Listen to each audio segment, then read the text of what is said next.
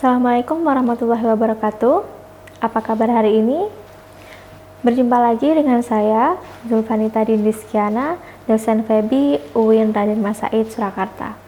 Pada kesempatan kali ini, kita akan berdiskusi mengenai peubah acak diskrit. Nah, sebelum kita mulai untuk ke materinya, coba kalian perhatikan ilustrasi di samping ini.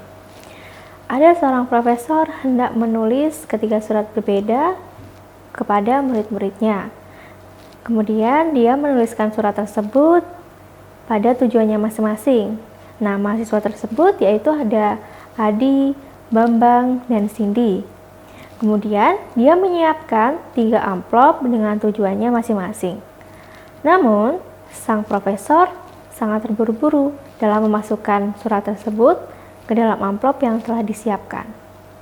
Nah, pada kejadian ini berapa peluang bahwa tepat 2 surat tersebut dimasukkan ke amplop yang sesuai alamatnya? Kalau kita misalkan di dalam ilustrasi ini, ketika profesor tersebut terburu-buru dalam memasukkan surat untuk mahasiswanya, ada beberapa kejadian yang mungkin bisa terjadi. Mungkin saja surat Adi dimasukkan ke dalam amplop yang ditujukan kepada Cindy. Kemudian suratnya Bambang bisa jadi tepat, atau mungkin saja bisa dimasukkan ke dalam amplop yang tujuannya adalah Adi atau Cindy. Pun begitu dengan Cindy. Karena profesornya terburu-buru, maka mungkin bisa jadi surat yang ditujukan kepada Cindy bisa jadi dimasukkan ke dalam amplopnya Adi atau Bambang, atau mungkin tepat kepada Cindy itu sendiri. Nah, kejadian-kejadian ini adalah kejadian-kejadian yang bisa terjadi. Maka oleh karena itu, di dalam kehidupan sehari-hari kita disandingkan dengan yang namanya peluang atau kejadian-kejadian yang mungkin kita tidak bisa menebaknya. Nah, dalam hal ini berapa sih peluang bahwa tepat 2 surat tersebut dimasukkan ke amplop yang sesuai alamatnya? Bagaimana caranya untuk menghitung? Kita simak materi peubah acak. Nah, apa itu peubah acak? Jadi, peubah acak merupakan suatu fungsi yang memetakan ruang kejadian atau daerah fungsi ke ruang bilangan real atau wilayah fungsi. Nah, fungsi peubah acak merupakan suatu langkah dalam statistika untuk mengkuantifikasikan kejadian-kejadian alam. Mungkin kita tidak sadar bahwa kejadian-kejadian yang telah kita alami ini merupakan suatu kejadian dalam suatu peluang. Dan pendefinisian fungsi peubah acak harus mampu memetakan setiap kejadian ke dalam ruang contoh dengan tepat ke satu bilangan real. Berikut adalah ilustrasinya. Ilustrasi yang pertama yaitu percobaan pelemparan 2 koin setimbang yang saling bebas. Nah, apabila kita lihat ruang contohnya di sini ada 4 ya teman-teman, yaitu bisa jadi ketika kita melemparkan 2 koin yang setimbang, bisa jadi koin tersebut sama-sama menampilkan angka, dua-duanya angka. Jadi dituliskan AA.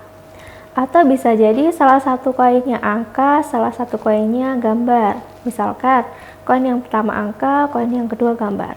Kemudian bisa jadi sebaliknya, koin pertama gambar, koin keduanya angka.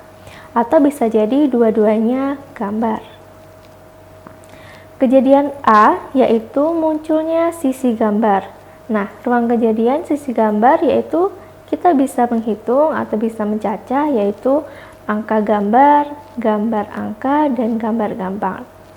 Nah, untuk peubah acaknya, misalkan X besar, kita menuliskan peubah acak untuk suatu kejadian dengan X besar, yaitu munculnya sisi gambar kemungkinan dari X sama dengan 0 dan 1.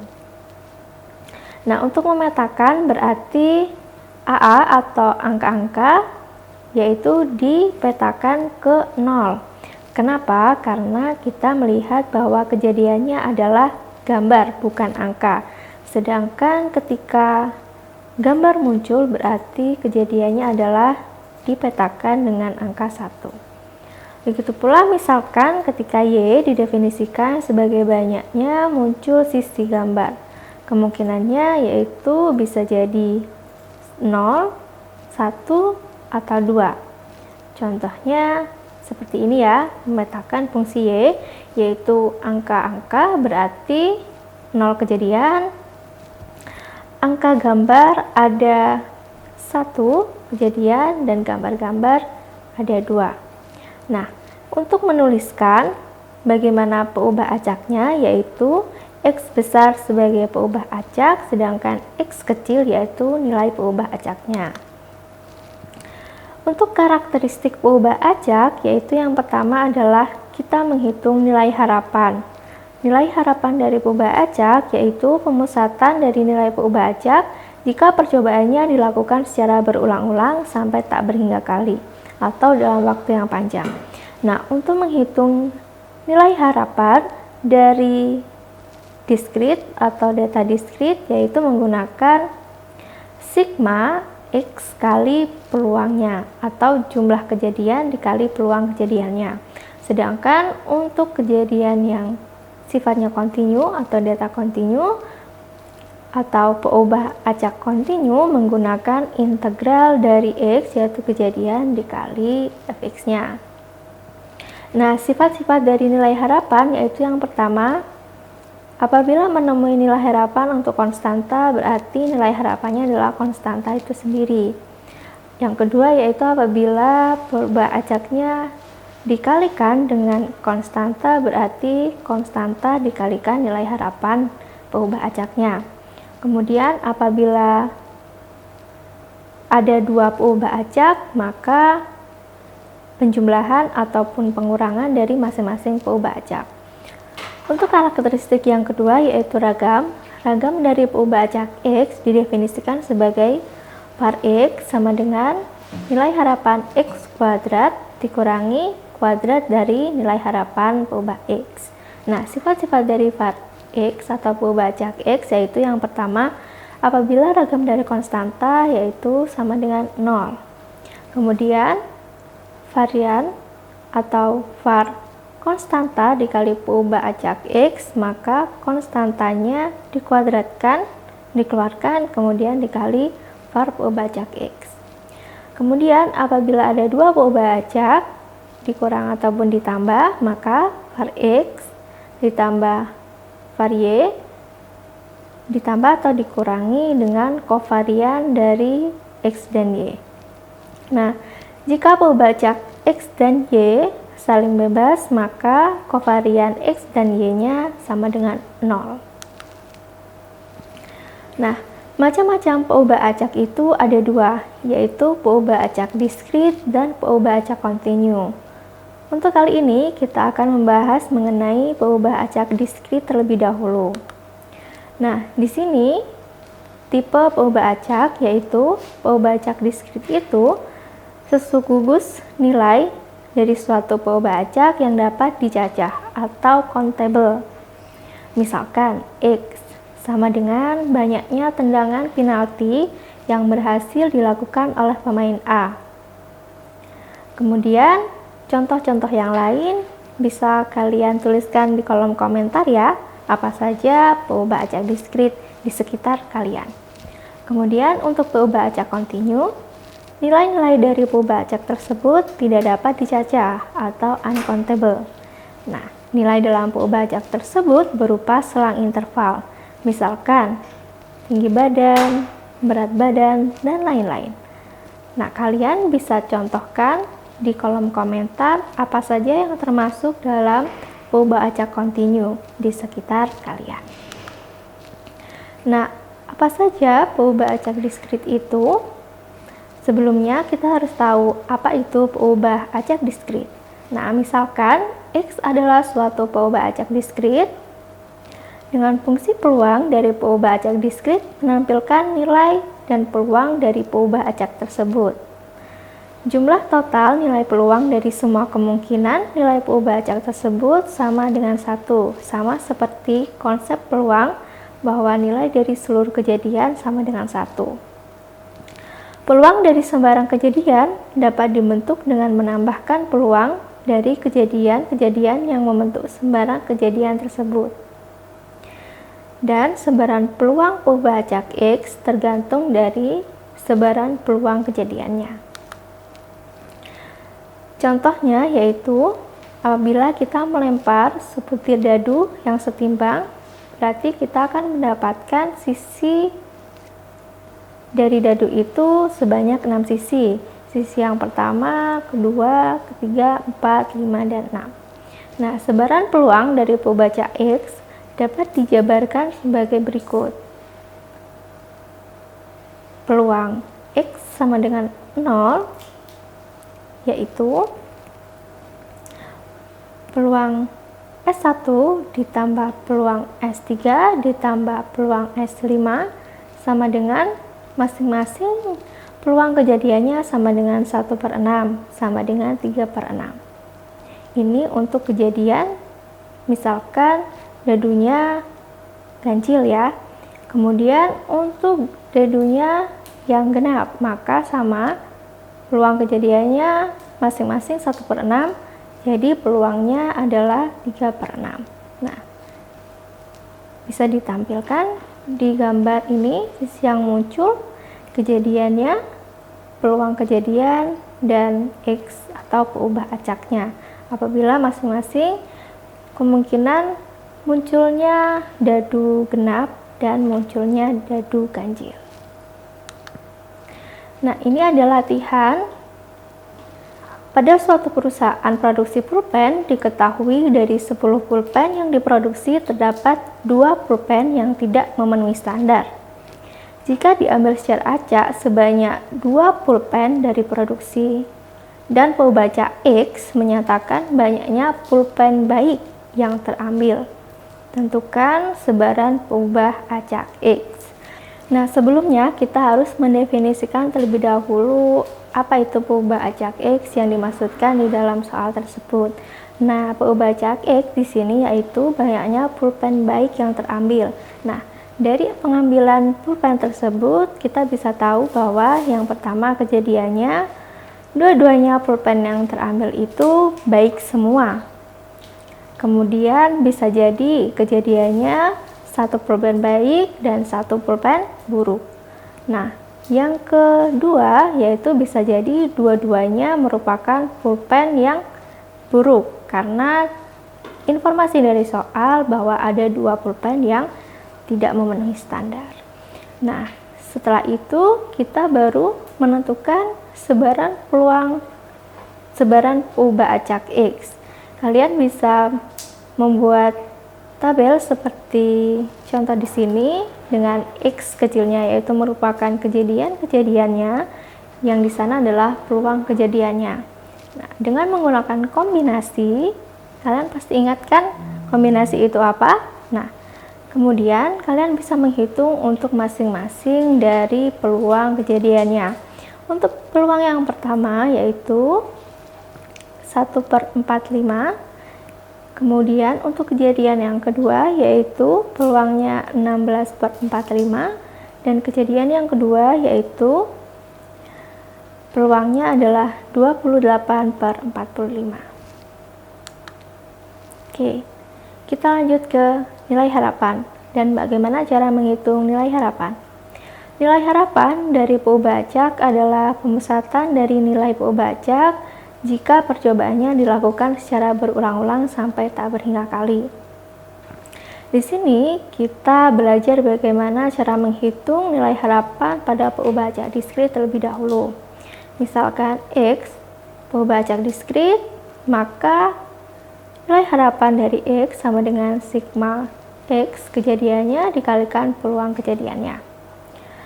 Untuk ragamnya, maka seperti yang sudah disebutkan di awal bahwa var X atau varian dari perubahan acak X sama dengan nilai harapan dari X kuadrat dikurangi kuadrat dari nilai harapan perubahan acak X.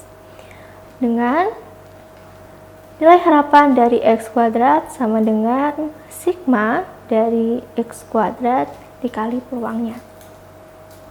Contohnya, misalkan diketahui peluang acak diskrit X dengan sebaran peluang seperti yang sudah ditampilkan di sisi kiri saya dengan X kejadiannya yaitu 0, 2, dan 4 dengan masing-masing peluang ubah acaknya yaitu 1/8, 4/8, dan 3/8, maka nilai harapan dari peubah acak X sama dengan, kita bisa langsung mengalihkan 0 kali 1/8 ditambah 2 kali 4/8 ditambah 4 kali 3/8, sehingga nilai harapannya yaitu sama dengan 5/2.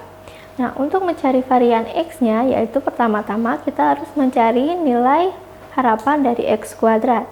Caranya dengan mengkuadratkan terlebih dahulu X, kemudian dikali peluangnya.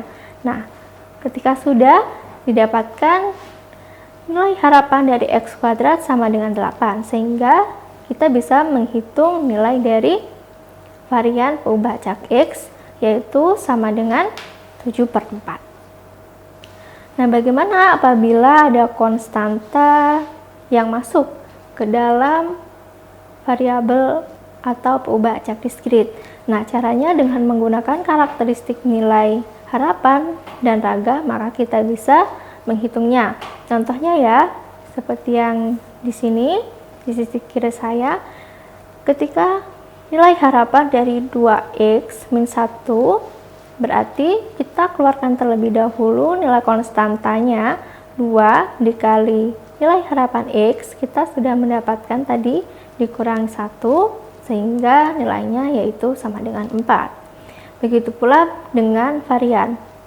Varian 2x min 1 sama dengan kita keluarkan terlebih dahulu konstantanya, kemudian dikuadratkan, yaitu menjadi 4, var X sama dengan 7. Ingat bahwa varian konstanta sama dengan 0.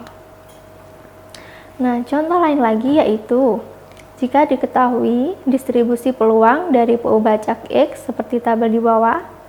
Nah, dengan demikian nilai harapan dari peubah acak X adalah, kita tinggal mengalihkan kemudian menjumlahkan seluruhnya sehingga didapatkan nilai harapan dari nilai peubah acak yang ada di tabel sama dengan 15/6. Untuk nilai harapan dari konstanta 3 kali X, yaitu kita bisa mengeluarkan konstantanya terlebih dahulu, kemudian dikali nilai harapan X yang sudah diketahui di sebelumnya, sehingga kita bisa mendapatkan nilai harapan dari 3x sama dengan 3 kali 15/6 sama dengan 45/6.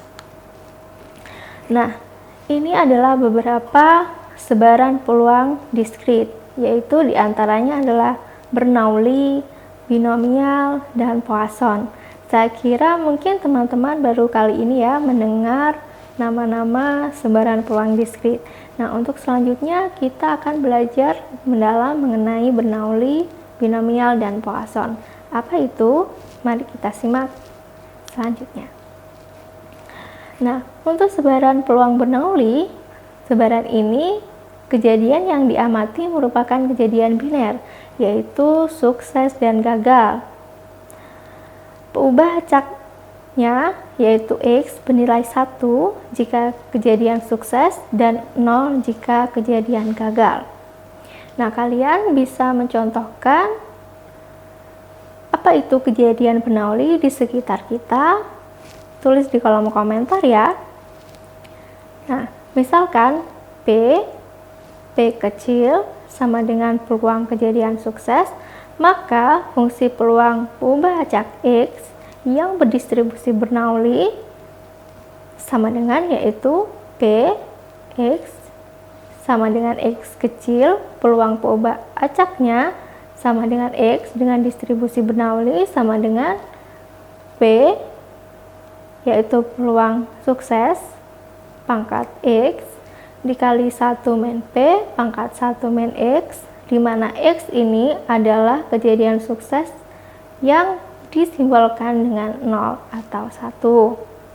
Nah, untuk nilai harapan dari distribusi Bernoulli ini yaitu sama dengan P atau peluang sukses itu sendiri, sedangkan untuk varian X-nya yaitu sama dengan P dikali 1 min P, atau kita bisa menyebutnya P kali Q, dengan Q sama dengan 1 min P. Nah, kemudian ada sebaran peluang binomial. Sebaran peluang binomial ini merupakan perluasan dari sebaran peluang Bernoulli. Sebaran peluang binomial ini terdiri dari n kejadian Bernoulli yang saling bebas. Peubah acak binomial merupakan jumlah dari kejadian sukses X yang didefinisikan dengan kejadian-kejadian sukses yang saling berulang 0, 1, 2 sampai m tak berhingga. Misalkan P di sini peluang sukses, maka fungsi peluang peubah acak X yang berdistribusi binomial kita definisikan n dan P, di sini n jumlah dari suksesnya, yaitu kombinasi dari nx dikali P pangkat X dikali 1 min P pangkat n min X. Nah, bedanya ketika Bernoulli tadi kita tidak ada n-nya, kalau di sini ada n-nya di binomial karena memang kejadian suksesnya berulang kali. Misalkan X, banyaknya lemparan bebas yang sukses dari 3 lemparan. Bisa jadi lemparannya sukses 3-3-nya, yaitu X sama dengan 3. Bisa jadi lemparannya hanya sukses 2 kali, berarti X sama dengan 2. Bisa jadi lemparannya hanya berhasil 1, makanya X sama dengan 1. Nah, bisa jadi juga X-nya sama dengan 0, atau lemparannya tidak berhasil masuk sama sekali. Jadi terlebih dahulu kita harus tahu apa saja kejadian yang mungkin terjadi. Bisa saja lemparannya 3-3-nya masuk, bisa jadi 2 lemparan yang masuk, bisa jadi 1 lemparan yang masuk, dan bisa jadi tidak ada lemparan sama sekali yang masuk. Kemudian untuk mencari masing-masing dari kejadian-kejadian sukses tersebut, kita masukkan ke dalam rumus. Kemudian dari situ kita bisa tahu berapa peluangnya berdasarkan distribusi binomial. Nah, untuk rata-rata sukses melakukan lemparan atau nilai harapan dari distribusi binomial ini yaitu n kali P, atau jumlah dari suksesnya dikali peluang sukses. Nah, kemudian ada sebaran peluang Poisson. Peubah acak yang menyatakan banyaknya kejadian yang terjadi pada suatu interval waktu tertentu atau di suatu daerah tertentu. Peubah acak X disebut menyebar Poisson dengan parameter mu jika X berdistribusi Poisson mu dengan rumusnya ada di samping kiri ya, E pangkat mu dikali mu pangkat X dibagi X faktorial dengan nilai harapan dan variannya sama mu. Biasanya distribusi peluang atau sebaran peluang Poisson ini merupakan kejadian-kejadian yang sangat jarang terjadi. Contohnya, banyaknya orang yang terserang flu burung di suatu tempat pada jangka waktu 1 tahun, atau banyaknya kejadian hujan es yang terjadi di Sukoharjo, atau mungkin banyaknya kecelakaan lalu lintas yang terjadi di persimpangan jalan dalam waktu 1 minggu. Coba teman-teman bisa sebutkan apa kejadian yang ada di sekitar kita yang termasuk sebaran peluang Poisson. Tulis di kolom komentar ya. Oke, untuk latihan soal yaitu peluang turun hujan per hari diketahui P peluangnya sama dengan 0,6. Jika pengamatan dilakukan dalam suatu minggu, hitunglah yang pertama, berapa peluang tidak turun hujan dalam 1 minggu. Yang kedua, berapa peluang paling sedikit turun hujan 1 hari dalam 1 minggu. Nah, kita definisikan terlebih dahulu untuk menjawab soal ini, yaitu dengan cara peluang acak X, yaitu banyaknya hari turun hujan dalam seminggu. Nah, sudah diketahui dalam soal bahwa peluang turun hujan yaitu sama dengan 0,6, sedangkan dalam 1 minggu ada 7 hari, sehingga N kita definisikan sebagai 7. Nah, Untuk yang pertama, yaitu berapa peluang tidak turun hujan dalam 1 minggu, artinya tidak ada hujan dalam 1 minggu. Sehingga kita bisa mendefinisikan sebagai peluang peubah acak X sama dengan 0. 0 di sini adalah 0 tidak turun hujan. Sehingga kita bisa masukkan ke dalam rumus yang sudah kita bahas di slide sebelumnya, yaitu kombinasi 7, 0, kemudian dikalikan peluang sukses atau peluang dari turun hujan sama dengan 0,6 pangkat 0 dikalikan 1 dikurangi 0,6 pangkat 7 dikurang 0, sehingga kita bisa mendapatkan nilai 0,4 pangkat 7. Silakan teman-teman bisa mencari tahu berapa nilai pasti dari 0,4 pangkat 7.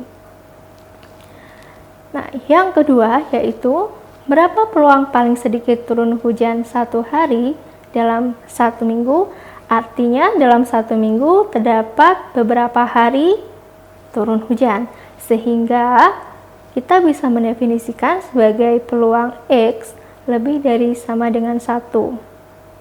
Nah, di sini untuk memudahkan perhitungan, kita bisa mendefinisikan kembali maksud dari peluang X lebih dari sama dengan 1 menjadi 1 dikurang peluang X kurang dari 1. Artinya peluang jika hari tidak hujan. Sehingga kita bisa mendapatkan nilai 1 dikurangi P atau peluang X ketika tidak hujan sama dengan 1 dikurang 0,4 pangkat 7 yang sudah kita dapatkan untuk poin A di atas. Nah, silakan kalian bisa menghitung secara pasti berapa nilai 1 min 0,4 pangkat 7. Tuliskan di kolom komentar ya, jangan lupa. Oke, untuk peubah acak diskrit sudah kita bahas pada pertemuan hari ini. Pada kesempatan yang akan datang, kita akan membahas peubah acak kontinu.